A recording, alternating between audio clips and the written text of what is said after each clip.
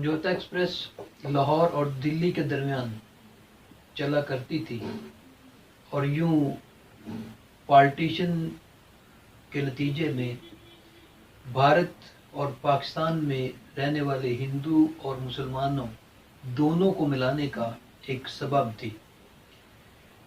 لیکن بدقسمتی سے اس ٹرین کو دہشت گردی کا نشانہ بنایا گیا، جسے آج 15 برس گزر چکے ہیں.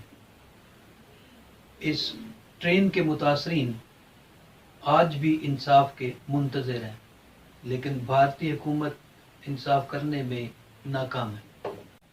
یہ خوفناک سانحہ 18 فروری 2007 میں اس وقت پیش آیا جب بھارت سے موو کرنے والی سمجھوتا ایکسپریس پانی پت کے مقام پر پہنچی. رات کا وقت تھا جب چلتی ہوئی ٹرین کے 2 ڈبوں میں دیسی ساختہ بارودی مواد سے دھماکہ کیا گیا. لیکن یہ اس قدر خوفناک دھماکہ تھا کہ اس نے دیکھتے ہی دیکھتے پوری ٹرین کو، پوری گاڑی کو اپنی لپیٹ میں لے لیا. اس افسوسناک دھماکے میں 68 افراد ہلاک ہوئے، جن میں 43 پاکستانی تھے، 10 بھارتی شہری تھے اور 15 نامعلوم افراد تھے جن کا آج تک کچھ پتہ نہیں چل سکا، جبکہ اس کے ساتھ ساتھ 12 افراد زخمی بھی ہوئے. تو یوں دو دلوں کو، دو اطراف کے لوگوں کو ملاپ کے لیے چلائی جانے والی ٹرین، اس واقعے کا کون ذمہ دار؟ آج تک اس کا تعین نہیں ہو سکا. ابتدا میں اس کی ذمہ داری ایک مسلم گروپ پر عائد کی گئی، لیکن بعد میں نیشنل انٹیلیجنس ایجنسی نے، جسے NI کا نام دیا جاتا ہے، اس نے یہ واضح کہا کہ ہندو انتہا پسند تنظیم راشٹریہ سیوک سنگھ، جس کو مخفف الفاظ میں RSS کہا جاتا ہے، وہ اس میں ملوث تھے اور اس سلسلے میں ایک شخص جس کا نام کمل چوہان تھا اسے گرفتار بھی کیا گیا. چوہان دھماکہ خیز مواد کا ماہر تھا، اس کو بھرپور مہارت تھی اور اسی نے اس ٹرین کے اندر یہ بم نصب کیا تھا. مقصد مسلمانوں کو بھاری نقصان پہنچانا تھا، جبکہ تاریخ یہ بھی بیان کرتی ہے کہ اس بم دھماکے کا مقصد 2 ممالک کے درمیان کشیدگی کو بڑھانا، حتیٰ کہ مسلح جنگ کا آغاز کروانا تھا. اور اتنا بڑا نقصان کیا گیا کہ جب بھی انسانی تاریخ میں اس واقعے کا ذکر کیا جائے گا تو یقیناً اس کا خوفناک امپیکٹ پڑے گا. یہ وہی ہندو کارکن ہے، وہی RSS کا یہ نمائندہ ہے جس نے اجمیر درگاہ، حیدرآباد کی مکہ مسجد اور کئی دیگر مقامات پر بھی دھماکوں میں ملوث تھا. تو اس لحاظ سے یہ بالکل واضح تھا کہ کمل چوہان، جسے اس سلسلے میں گرفتار کیا گیا، وہ کس حد تک RSS کے ہاتھوں میں کھیل رہا تھا اور اس نے ان کے مقاصد کو پورا کرنے کے لیے اپنا بھرپور کردار ادا کیا. مہاراشٹر کے پولیس کے سربراہ انسپیکٹر جنرل ہیمنت کورکرے تاریخ میں ایک بہت مشہور نام ہے، کیونکہ اس شخص نے اس خوفناک دہشت گردی کی تفتیش کی اور اس نے اس واقعے کو ہندوتوا دہشت گردی یا زعفرانی دہشت گردی قرار دیا. آج کل پھر بھارت کے اندر اس زعفرانی دہشت گردی کا دورہ ہے، جو کہ حجاب کی شکل کے اندر ہمارے سامنے آ رہا ہے. کہ آج کل ہم دیکھ رہے ہیں کہ بھارت کے اندر مسلم طالبات کو حجاب سے روکا جا رہا ہے، ان کے خلاف بدترین کارروائیاں کی جا رہی ہیں، اور ان کو روکنے والے ہندو جو انتہا پسند ہیں، بدترین انتہا پسند ہیں، انہوں نے یہی زعفرانی کلر کا رنگ کا جو ایک کپڑا ہے وہ اپنے سروں پہ یا گلے میں ڈالا ہوتا ہے. تو اس کا مطلب یہ ہوا کہ اس کی جڑیں آج کی نہیں ہیں، کافی پرانی ہیں. اور اس ہیمنت کورکرے جو کہ بہت اہم شخص تھا اس واقعے کی تفتیش کرنے والا، اور اس نے کئی اس کے راز سامنے لایا. اسے 2008 کے آپریشن کے دوران نشانہ بنایا گیا اور یوں ہیمنت کورکرے کا بھی اختتام ہو گیا. تاریخ میں یہ بھی کہا گیا کہ بھارتی فوج کے کرنل پروہت نے پاکستان اور بھارت کے درمیان مسلح تصادم شروع کرنے کے لیے ہندو دہشت گردوں کو تربیت دینے کا خود اعتراف کیا. بھارتی پارلیمنٹ میں اپوزیشن لیڈر راہل گاندھی نے صحیح معنوں میں اس بات کی تصدیق کی ہے کہ ہندو انتہا پسندوں کی افزائش بھارت کے لیے مسلمانوں سے زیادہ خطرناک ہے.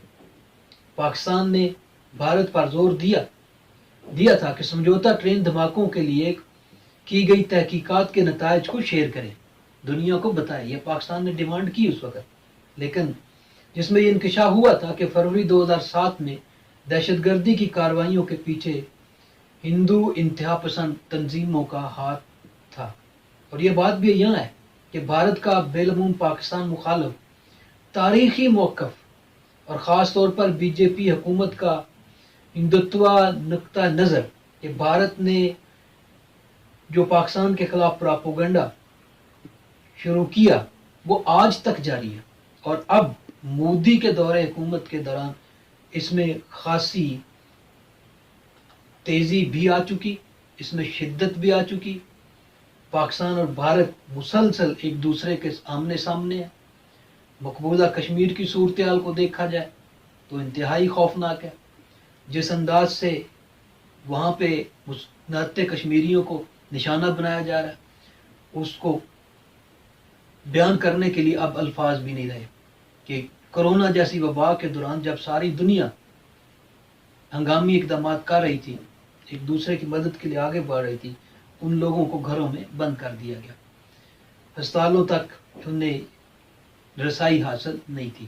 اور آج کل جو کچھ بھارت کے اندر مسلمانوں کے ساتھ روا رکھا جا رہا ہے اس کے اوپر تب دنیا بھی بول رہی ہے.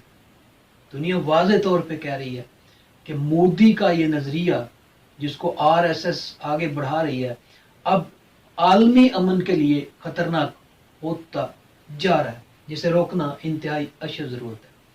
تو ایسی حکومت سے کیسے توقع کی جا سکتی ہے کہ وہ حالات کو بہتری کی طرف لے کر جائے گی.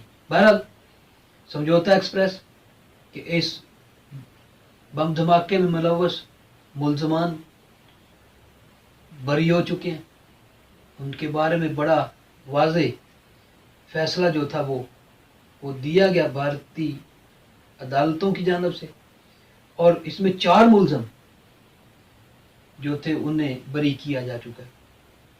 تو اس لحاظ سے یہ انتہائی خوفناک واقعہ ابھی تک حل نہیں ہو سکا. اور جب بھی 18 فروری کا دن آتا ہے اس واقعے کی یاد تازہ ہو جاتی ہے.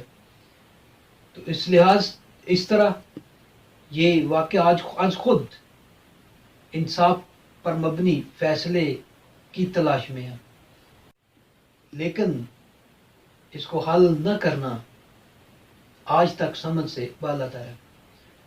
نیکسٹ، سمجھوتا ایکسپریس کے مقدمے میں 224 افراد کے بیانات ریکارڈ کیے گئے. تاریخ کا حصہ یہ کہ سمجھوتا ایکسپریس کے مقدمے میں 224 افراد کے بیانات ریکارڈ کیے گئے.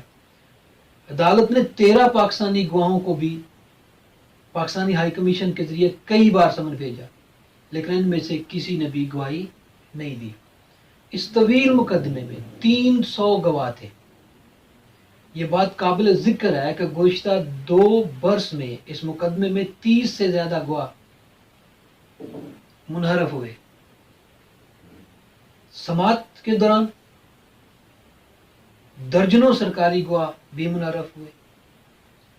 سوامی اسیم آنند سمجھوتا ایکسپریس کے علاوہ جو کئی دوسرے جیسے مکہ مسجد اور اجمیر درگاہ ان کے اندر بھی دہشت گردی کی کارروائیوں میں ملوث تھا، وہ بھی اس واقعے میں समेत बाकी वाक़यात में भी बरी हो चुका है।